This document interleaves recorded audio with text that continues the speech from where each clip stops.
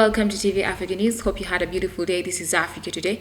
Thank you so much for joining us. My name is Nahawa Kajura, and in the headlines. 4 aligned in general court-martial for killing a student. In South Africa, President welcomes Zuma's medical parole. And in our sports today, 10-man Uganda Cranes held by Physical Mali in scoreless duel. Once again, thank you so much for joining us, and we start with one of our top stories. Now, the General Court Martial has found the 4 people who are accused of murdering Walugembe Raphael, who was a third-year student pursuing a bachelor's degree in business administration and management at Uganda Matters University in Kozi, with a case to answer. We have more on this report. The accused include Lieutenant Corporal Mubali Edward, Private Mangusho Dennis, Ntare Issa, and Mlindwa Stanley.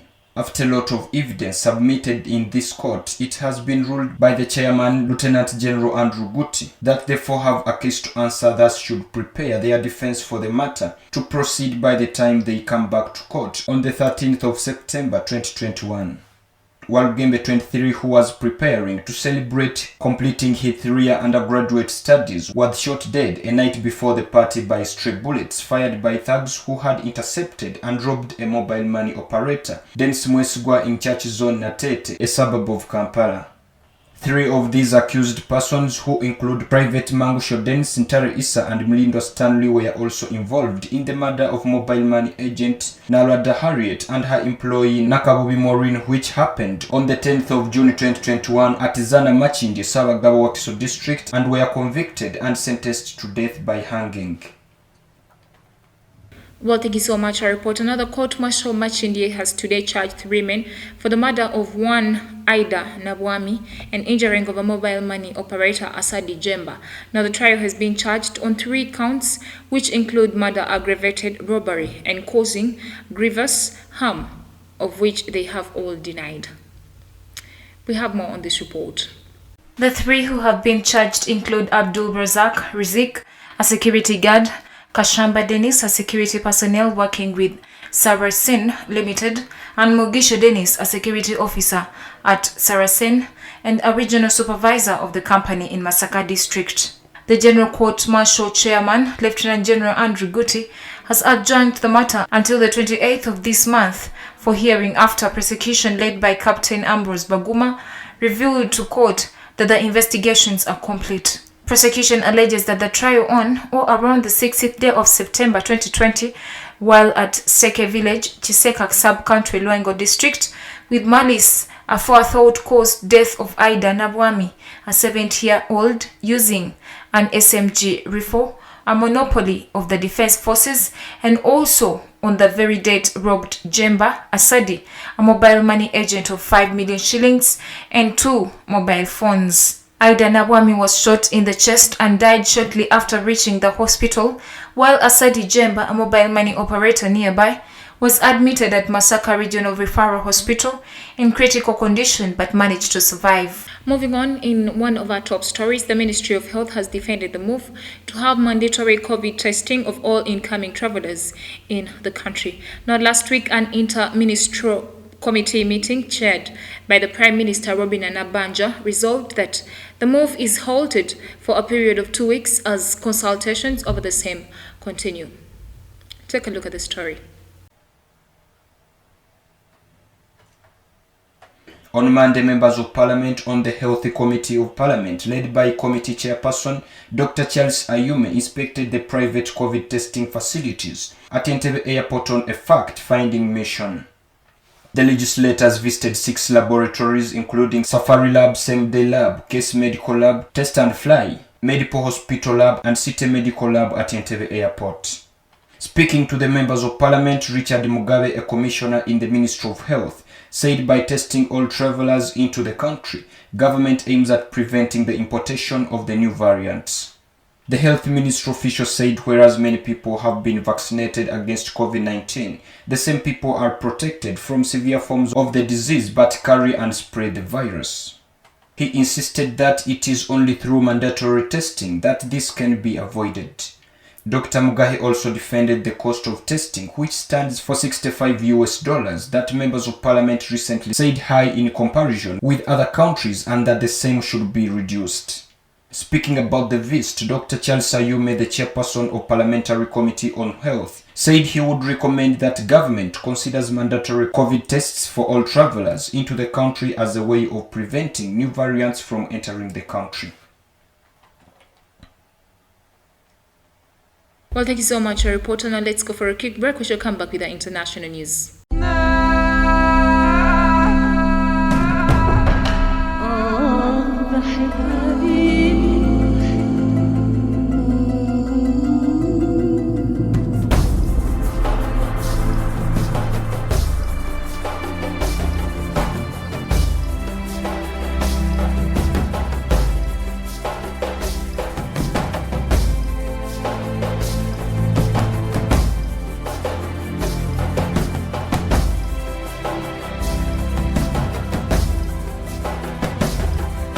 Welcome back from the break. You're still watching TV Africa, the right to know.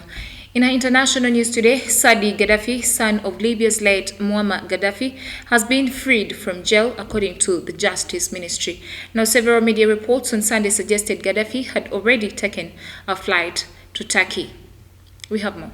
The former professional footballer had been held in a Tripoli prison, accused of crimes committed against protesters in 2011 and of the 2005 killing of Libyan football coach Bashir al-Rayani.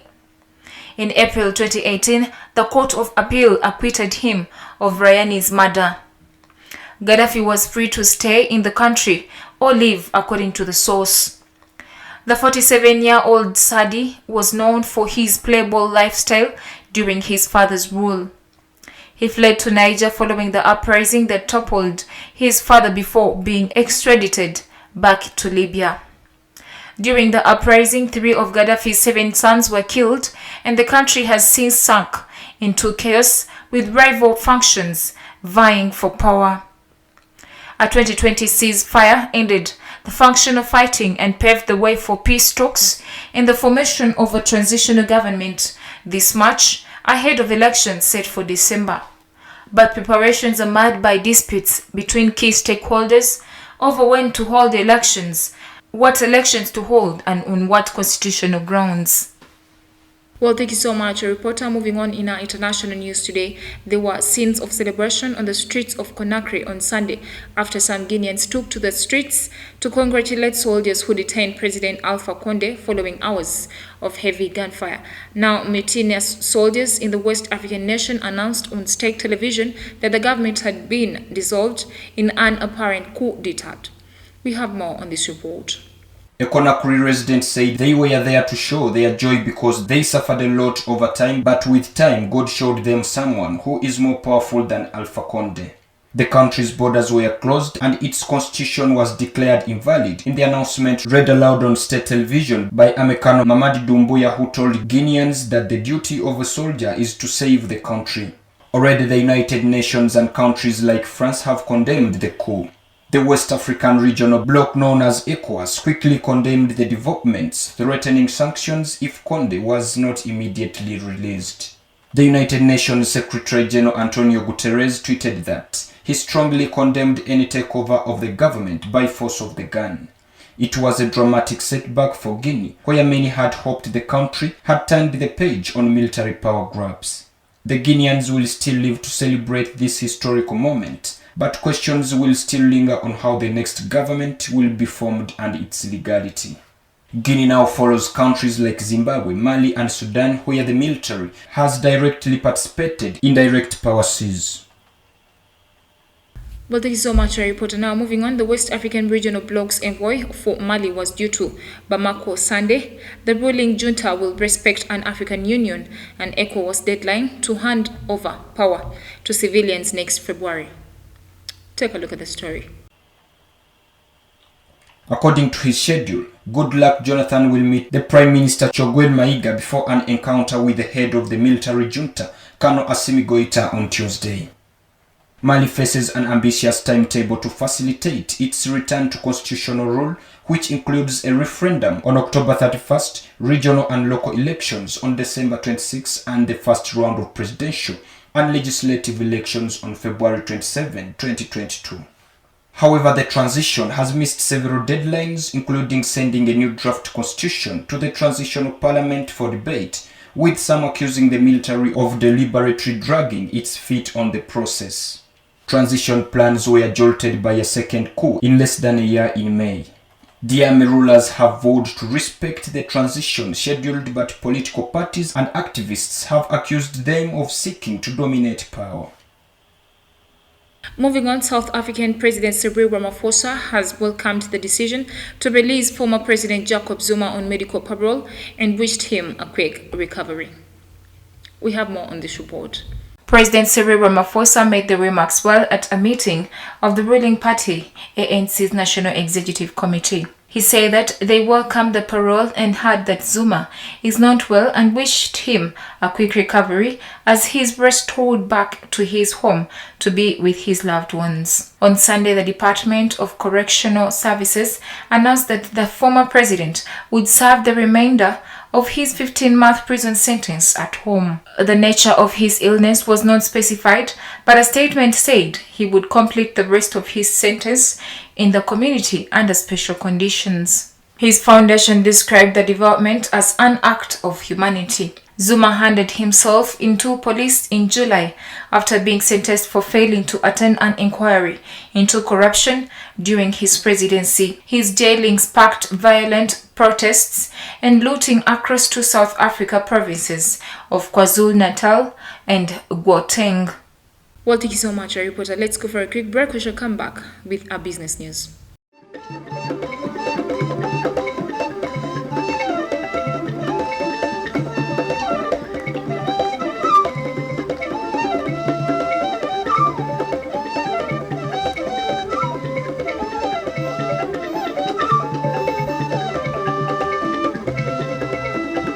Welcome back from the break. You're still watching TV Africa, the right to know. Now, China wants to expand the sale of African agricultural products across its e-commerce platforms, according to a senior Chinese Foreign Ministry official. We have more on this report. Wu Peng, Director General of the Ministry's Department of African Affairs, said at a launch ceremony of African products online promoting season that China has never pursued trade surplus with Africa. He said the online promotion will help Africa products, particularly agricultural products, gain more market shares in China. To coincide with the new China-Africa Cooperation Forum to be held in Senegal at the end of 2021, China will encourage e-commerce, particularly live streaming platforms, to promote the export of agriculture products from the continent to China, according to the government statement. Trade volume between China and Africa reached $139.1 billion in the first 7 months of the year, in which the imports from Africa were $59.3 billion, according to China's Ministry of Commerce.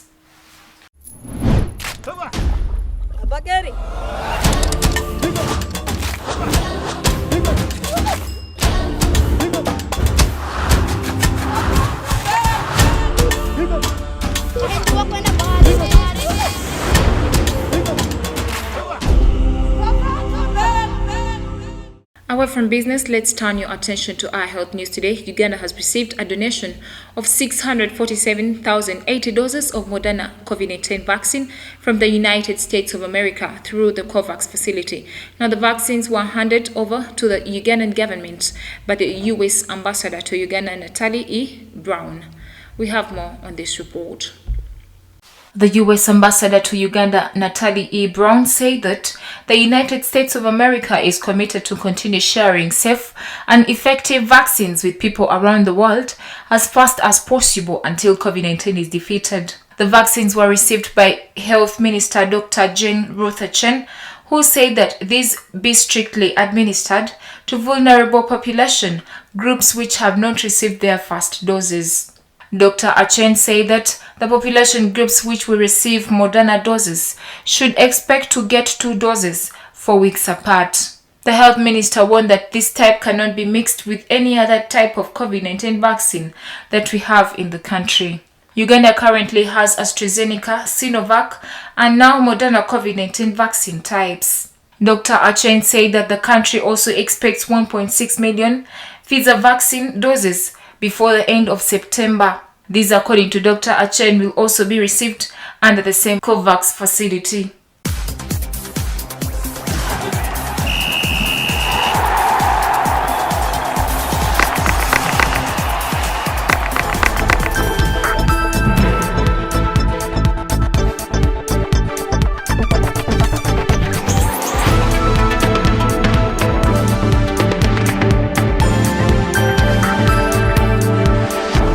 Well, thank you so much, our reporter. In our sports news today, for the second consecutive match in the current FIFA World Cup 2020 qualifiers, Uganda Cranes failed to find the back of the net nor concede in normal time. Now, a heavy rainstorm at the start of the game completely changed the game plan for these two sides, as the ball movement was also affected. We have more on this report. Uganda Cranes goalless draw with Malile Egles during a Group E match at St. Mary's Stadium, Wakiso on Monday 7th September 2021 left more questions than answers for the country seeking their debut appearance at the treasured FIFA World Cup. Uganda Cranes endured the final 25 minutes of the game with a manless following the sending off of Express defender Murshid Juko for elbowing the big man Ibrahim Akone. Mali posed lots of questions to the Uganda Cranes team, with RB Leipzig player Amadou Haidara, starter Anis Hamari Traore and second half substitute Adama Traore of Hatayspor in Turkey causing all sorts of trouble. Uganda Cranes' best moments came from set pieces, first in the opening half when Isaac Mleme's free kick was parried away for a corner kick by TP Mazembe goalkeeper Ibrahim Bosco Monkoro in the 33rd minute. Uganda Cranes head coach Milutin Michos Rejovic was humbled for the point and over a very physical and experienced Malian side.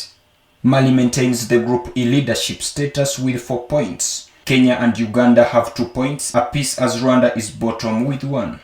Well, thank you so much, our reporter. Now, before we end the bulletin, let's have a recap of our top stories. 4 aligned in general court-martial for killing a student. And South Africa President welcomes Zuma's medical parole. And in our sports today, 10-man Uganda Cranes held by Physical Mali in scoreless duel. Thank you so much for being a loyal audience from where we started from. Don't forget to subscribe to our YouTube channel. We shall keep updating you. It is TV Africa, the right to know.